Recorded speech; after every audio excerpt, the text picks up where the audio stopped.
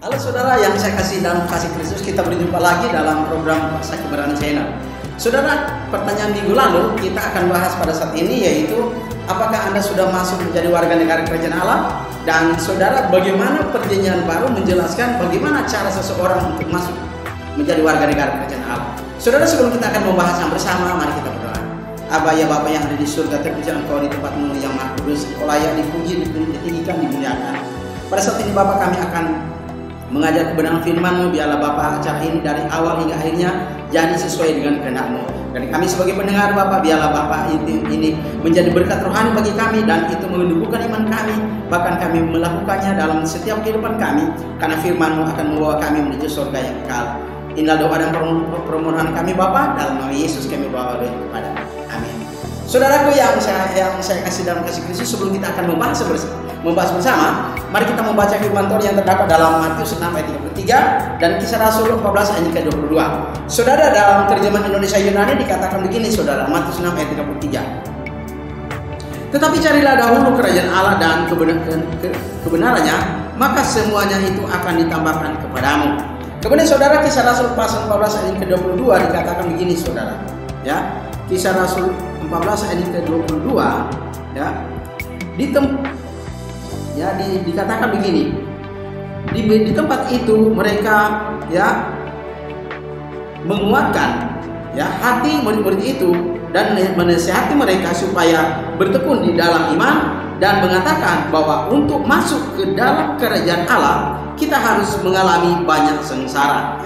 Saudaraku yang saya kasih dalam kasih Kristus, tema kita pada saat ini masih dalam ruang lingkup. Kerajaan Allah adalah wadah keselamatan kekal manusia yang Allah sediakan ya di dalam Alkitab yang harus kita tahu supaya kita dapat diselamatkan dan kita dibawa menuju kerajaan yang di surga nanti. Saudara yang saya kasih dalam kasih Kristus, pertanyaan minggu lalu adalah bagaimanakah Anda masuk menjadi warga negara kerajaan Allah? Dan apakah Anda sudah masuk menjadi warga negara kerajaan Allah? Dan bagaimana perjanjian baru menjelaskan cara bagaimana kita menjadi warga negara kerajaan Allah? Saudaraku yang saya kasih dalam kasih Kristus, memang kalau pertanyaan ini ditanyakan kepada Anda akan terkejut. Kenapa? Karena selama ini banyak hamba Tuhan, banyak pengajar Alkitab tidak menjelaskan tentang kerajaan Allah.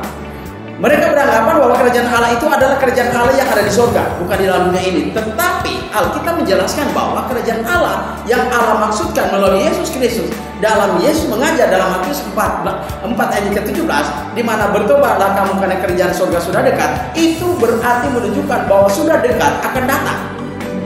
Nah, kerajaan Allah atau kerajaan surga inilah yang akan kita bahas pada saat ini, yang berhubungan dengan pertanyaan apakah Anda sudah masuk menjadi warga negara kerajaan Allah. Ini adalah bagaimana Alkitab perjanjian baru menjelaskan cara kita menjadi warga negara dari kerajaan surga atau kerajaan Allah itu sendiri.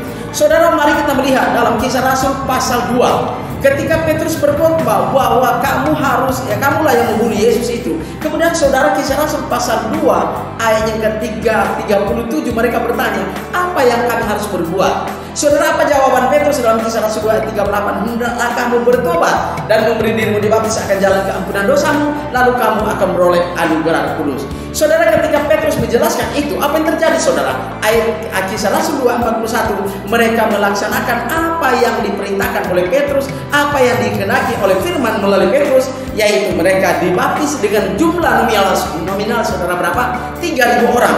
Dalam Kisah Rasul 2:41 saudara, ya mereka dibaptis. Saudara, kata dibaptis di situ itu bahasa Yunaninya adalah baptistesan, bukan rantiso, bukan percik, tapi baptistesan. Ya, artinya saudara, apa yang diajarkan oleh Petrus dalam Kisah Rasul 2:38 itu mereka lakukan dibaptis, yaitu dengan jumlah 3.000 orang, dan mereka setelah dibaptis saudara, Kisah Rasul 2:41, mereka ditambahkan oleh Allah ke dalam bilangan orang yang beroleh selamat dalam Kisah Rasul 2 ayat ke-47. Saudara, cara seseorang menjadi warga negara kerajaan Allah adalah sangat mudah, ya, sangat gampang, sangat mudah saudara. Kenapa?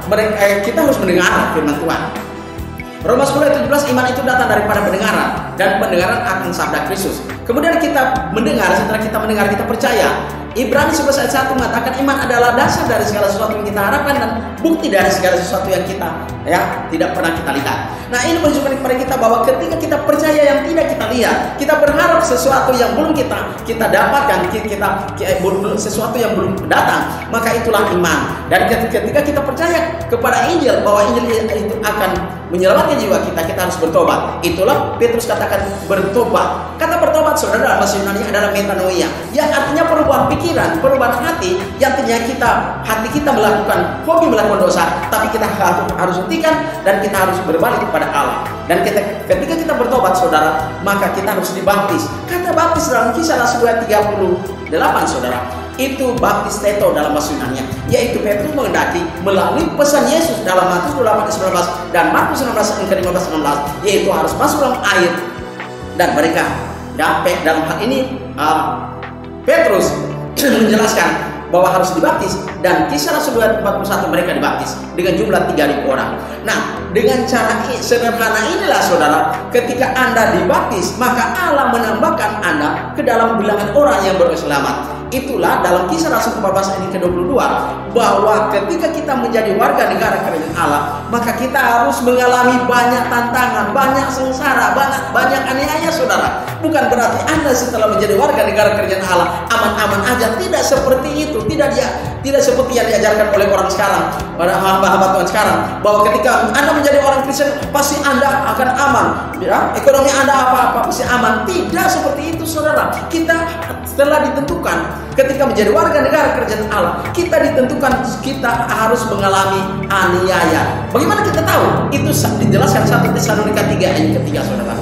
1 Tesalonika 3 ayat ke-3 bahwa kita sudah ditentukan bahwa kita harus mengalami penganiayaan. Jadi, saudara, ketika seseorang menjadi warga negara kerajaan Allah, bukan berarti dia aman, tapi jiwanya aman, tapi dia harus melakukan sesuai dengan apa yang Yesus beritakan. Kalau Yesus menderita, maka warga negaranya pun harus menderita. Karena kenapa penderitaan itu harus kita alami? Karena itu ada, kita hidup dalam dunia ini yang dunia memberikan kemewahan, kemuliaan dunia, tetapi orang Kristen, warga negara kerajaan Allah, jangan terhanyut dengan situasi itu. Itulah sebabnya penderitaan itu yang harus kita alami. Dan ketika kita memberitakan Injil, kita hidup sebagai orang Kristen, banyak celaan yang harus kita alami, kita terima, dan itu adalah salib.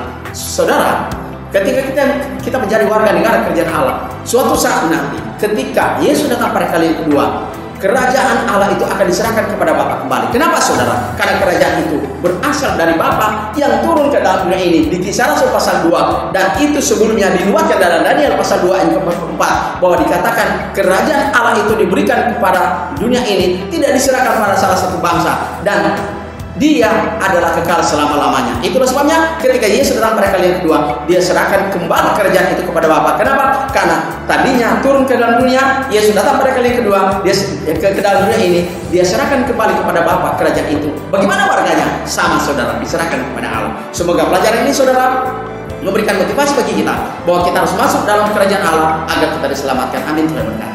Saudara, mari kita berdoa. Bapa kami di surga, terima kasih.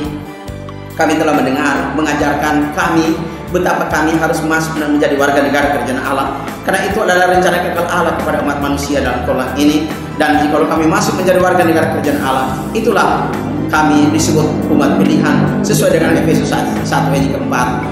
Bapa kami di surga, biarlah pelajaran ini kami dapat mengerti, memahami, dan kami dapat melakukannya, dan kami tidak mengeraskan hati. Ketika kami mengeraskan hati, disitulah letak kejatuhan kami. Tapi kami berdoa kepada Bapa di surga, semoga Tuhan melembutkan hati kami agar kami melakukan kebenaran-Mu, kami menjadi warga negara kerajaan Allah. Terima kasih Bapa, inilah doa dan permohonan kami, dalam nama Yesus kami bawa doa kepada-Mu. Amin. Saudara, apabila saudara memiliki pertanyaan, hubungi nomor saya di 0853 4442 9873. Sekali lagi, hubungi nomor saya di 0853 4442 9873. Tuhan berkati. Harus